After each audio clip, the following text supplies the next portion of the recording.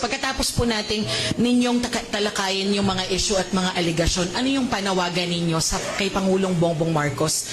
Ito po ba ay para bumaba siya sa pwesto o manatili siya hanggang matapos yung mga investigasyon? Ang advice ko sa my former friend, dapat sumuko na siya.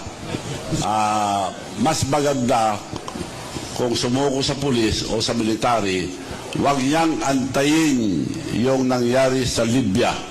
The strongman of Libya, si Gaddafi.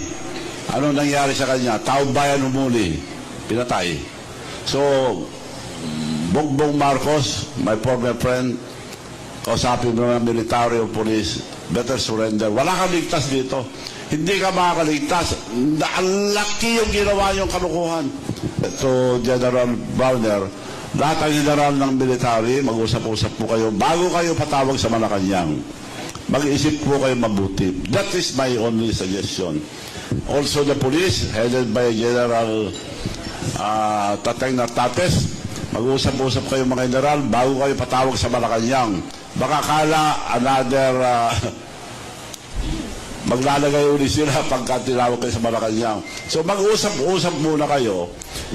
Ang suggestion ko lang, mag-usap-usap kayo, isipin nyo ang kinabukasan ng ating mga anak. Isipin nyo ang ating nasyon. Kung wala kayong malasakit sa Pilipinas, ibang klase na yun. And you are welcome to join us in that rally dahil hindi naman natin policy wala tayong babayolate na konstitusyon. Sabihin nyo lang, ayaw nyo grapeng korupsyon in public. Baka mamaya press ko lang, hindi pwede yun. In public, they should announce na ayaw nilang nangyayari.